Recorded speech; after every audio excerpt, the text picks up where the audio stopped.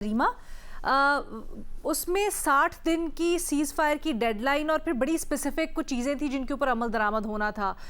क्या उस तरह से उसको टेक्निकली आगे ना बढ़ाए बगैर इस तरह के माहिदे रेलेवेंट रहते हैं या फिर वो दे सीज टू एग्जिस्ट? ऑल्सो जो हमारा बुनियादी सवाल है, आपके ख्याल में जो आगे पेशरफ नहीं हो सकी, इसका बड़ा जिम्मेदार कौन? अलीना, तारीख जिम्मेदार है। कई दहाइयों से अमेरिका और ईरान के बीच में जो कशीदगी है, जो एक्चुअली आइडियोलॉजिकल, सिक्योरिटी, न्यूक्लियर, हर तरह के इशू पे जो उनके मामला चल रहे थे, उसके बाद जो अमेरिका ने पिछले साल भी और इस साल भी ईरान पे अटैक किया, मेरा नहीं ख्याल कि एक MOU से, मैं तो एटलीस्ट एक्सपेक्ट नहीं कर रही थी कि चीज़ें जो हैं वो बाय द बुक चलेंगी और खित्ते में अमन कायम हो जाएगा। मेरा ख्याल है तारीख हमें ये बताती है कि ऐसे मामलात वक्त लेते हैं। जो MOU इस्लामाबाद MOU है, वो एक बहुत अच्छी पेशरफ थी, लेकिन वो मुकम्मल हल नहीं थी। और वो एक मेमोरेंडम ऑफ अंडरस्टैंडिंग था, उसे हम कोई ट्रीटी या उस तरह का कुछ अग्रीमेंट की शक्ल तो आगे आनी थी। मेरा ख्याल है बिल्कुल मुमकिन है कि आप टाइमलाइन को थोड़ा तब्दील कर लें, लेकिन जो बेसिक प्रिंसिपल्स उसमें तय हुए थे उस पर मजीद काम किया जाए। मेरा नहीं ख्याल उसकी अहमियत ख़त्म होती है, बिल्कुल भी ऐसा नहीं है। वो बहुत अरसा लगा के हमने देखा कि कुछ बेसिक प्रिंसिपल्स पे रजामंदी दोनों जो ममालिक हैं उन्होंने दी थी। कुछ और मसाइल भी हैं अरीना।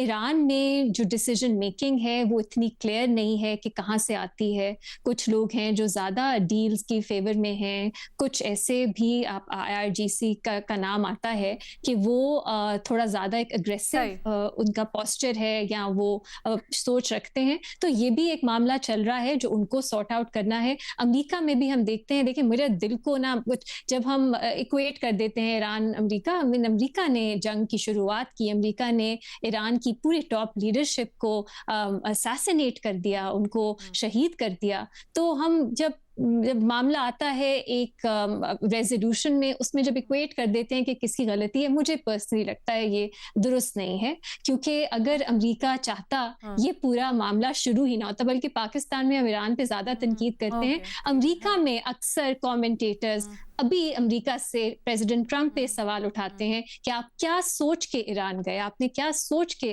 वहां पे हमला किया, तो क्योंकि इनिशियल इंस्टिगेटर अमेरिका था, तो इसलिए ठीक है, और वहां पे अमेरिका से ही सवाल जो है वो पूछे जा रहे हैं, पूछा जाना चाहिए। But Islamabad MOU is important, वक्त लगेगा, लेकिन ऐसी जो जंगें होती हैं जो कई दहाइयों की होती हैं, वो फौरन इस तरह खत्म नहीं होती। जी ठीक है जी। उमर चीमा साहब, तो आप क्या समझते हैं, अमेरिका या ईरान, किसकी वजह से अमल दरामद नहीं हुआ? अलीना, हमारा तो इसमें एक ये इंटरेस्ट है कि जो हमारी एफर्ट्स हैं वो किसी नतीजे पर पहुंचे, उनका कोई फायदा हो जाए। लेकिन यह है कि दोनों पार्टीज अपना अपना फायदा देख रही हैं। और मेरे ख्याल में जो उनके बयानात हैं उससे ज्यादा जो उनकी इंटेंशंस है और जो उनकी कैपेबिलिटी है वो मैटर करती है। इनके बयानात जो है वो मैटर नहीं करते, वो आए दिन चेंज होते रहते हैं। तो मैं जो देखता हूँ कि ईरान जो है वो इस टाइम ओवर कॉन्फिडेंट है, जो एक मुश्किल वक्त से वो गुजर रहे हैं, तो लिहाजा वो ओवर कॉन्फिडेंट है। और जो ट्रंप है वो ओवर रिएक्ट कर रहा है। और ये है कि दोनों अब जो है ना अपना अपना एक जैसे होता है ना, एक वारा फिगो भी शुरू हो गई हुई है। जो रीमा का पॉइंट है वो अपनी जगह पर दुरुस्त है, लेकिन कि इसमें किसने पहल की वो अपनी जगह पर, वो तो फैक्ट्स हैं। लेकिन राइट नाउ जो सूरत हाल है उसमें तो ईरान का जो एक कॉन्फिडेंस है और ट्रम्प की जो एक यानी कि वो चाह रहा है कि उसकी ईगो जितनी हर्ट हुई है वो किस तरह उसको विंडिकेट कर सकता है। तो मुझे लगता है कि ये थिएटर अभी आगे चलना है, यानी कि ये हमारी कोशिशें भी चलनी है, बल्कि हमारी इस तरह रेलिवेंट भी हमने रहना है कि हम आए दिन जो है वो दोनों साइडें जो है वो हमारे जरिए राब्ता करते रहेंगे। तो लेकिन ये मामला भी रुकने वाला नहीं है। अच्छा, बट रुकेगा या चलेगा सर, दो राय है ना इसके अंदर। एक ये है जो रीमा ने जाहिर की कि क्योंकि शुरू अमेरिका ने किया था इसलिए अमेरिका जिम्मेदार है। दूसरी राय ये है कि जब मामला सुलझ रहे थे और अमेरिका ने बड़ा इंटेंशन शो की और अभी तक कर रहा है कि वो मेज़ पर आना चाहता है, MOU भी हो गया इसके लिए, तो फिर ईरान ने गुस्सा दिखाना शुरू कर दिया और उसने कहा कि नहीं जी, अब हम नहीं बैठेंगे, हमारी सख्त शराइत है, क्योंकि एक हिस्ट्री रही है। सो इन दोनों में से किस मौक़िफ़ में वज़न है? अलीना, पहले जब ये ट्रंप नहीं आया था ना, तो उस टाइम एक हार्डलाइनर और जो उनके एक मॉडरेट है, उनके दरमियान एक बड़ी टेंशन थी कि जो उनके प्रेसिडेंट हातमी, उन्होंने अपने लेवल पर कोशिश की, उस टाइम ठीक। को दूसरी तरफ ओबामा थे। अब ये है कि दोनों तरफ हार्डलाइनर हैं, एक तरफ ट्रंप है, दूसरी तरफ जो इधर के पासदारान इनकलाब हैं, they are calling the shots. ठीक। तो उस तनाज़ुर में उन्हें जो एक लेवरेज हासिल है, वो चाह रहे हैं कि हम जितना ऐसे बेनिफिट ले सकें। बाज़ औक़ात ये भी होता है कि आपको ये तय कर लेना चाहिए कि हमने किधर तक जाना है, किधर जाके रुकना है। वो ऐसा लगता है कि जैसे ईरान को भी ये समझ नहीं लग रही कि किस स्टेज पर हम जाकर रुकें, और उन्हें इसमें जो लड़ाई चल रही है, जी। इसमें उन्हें पॉलिटिकली एक ज़्यादा एडवांटेज है अपने होम ग्राउंड पे, तो वो भी तय नहीं कर पा रहे हैं, और ट्रंप जो है वो भी फँसा हुआ है, वो इधर से निकल नहीं पा रहा। तो क्या ये कह सकते हैं कि हाल में जो इस्लामाबाद एमओयू वाली जो एपिसोड हुई, उसके बाद ईरान के ऊपर आप ये कहना चाह रहे हैं कि ओनस था कि वो निकल आते इससे बाहर?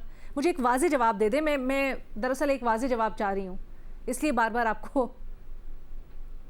नहीं, मैं तो, ये दोनों बड़ी डर्टी पार्टी है, मैं इनका क्या कर सकता हूँ, मैं किसी को ये नहीं कह सकता कि अच्छा, चलें। हाँ, हाँ। महमल, आपकी क्या राय है? मैं अब्सटेन करता हूँ इन दोनों मामले। महमल। रीना, मेरी तो हमेशा से ये रही है कि अमेरिका ही इसका जिम्मेदार है। इसके ओनस वैसे भी ईरान पे डाल नहीं सकते। जैसे रीमा ने भी बात की कि अग्रेसर इसके अंदर अमेरिका था और विक्टिम एक ईरान था, और अगर ईरान ने फाइट बैक किया है तो, और उसकी वजह से अगर उनका कॉन्फिडेंस भी बूस्ट हुआ है, लेकिन ऐसा तो नहीं है कि उनको जो है उनका बहुत बड़ा लॉस हुआ। ना सिर्फ ये कि लीडरशिप के उसमें उनके रहबर की शहादत हुई, बाकी लीडरशिप की वैसे, लेकिन उनका ओवरऑल इंफ्रास्ट्रक्चर इकोनॉमिकली। अब असल जो बात है लीना, वो वही है कि how can they trust US? Iran कैसे करे? आप मुझे बताएं ना कि जब एक एमओयू के अंदर भी चीजें तय हुई थी कि जो चीजें होनी है, जिसका भी एजाज ने भी जिक्र किया, यानी कि आपने ना फ्रोजन एसेट्स आपने उनके किए, ना आपने जो बाकी चीजें थी वो आप कर नहीं रहे थे, कोई सीबीएम्स कोई ऐसी चीज आपने की नहीं, और उसके बाद फिर आप जो है वो स्ट्राइक्स भी दोबारा शुरू कर देते हैं। तो ईरान के अंदर obviously there is resilience and there is also anger कि जब भी वो बार बार गारंटीज की भी बात इसलिए करते हैं, उन्होंने पहले भी की थी एलिना, जब टेम्परेरी सीज फायर हुआ था बिफोर द एमओयू, कि इंटरनेशनल गारंटीज चाहिए कि अमेरिका तो कभी भी उठ के, कभी भी उसका मूड होगा तो वो दोबारा से अटैक कर देगा। तो जब ये चीज है तो obviously the onus is on the US, क्योंकि ईरान ने ना स्टार्ट किया है और ना ही, और ईरान जो भी कर रहा है वो सेल्फ डिफेंस के अंदर कर रहा है, वो उसको प्रोलॉन्ग भी नहीं करना चाहता था, लेकिन अमेरिका है जो बार बार कहकर और फिर जो है वो दोबारा से अटैक शुरू कर देता है। एक तरफ कहता है हम बैठना चाहते हैं, लेकिन दूसरी तरफ धमकियां उनकी नहीं खत्म होती, टेंशंस नहीं खत्म होते। अलीना, एक बात अगर मैं ऐड कर लूं छोटी सी, मुख्तसरन, बिकॉज़ मैं एजाज साहब का भी पॉइंट नहीं ले रही, हम जी ओवर है।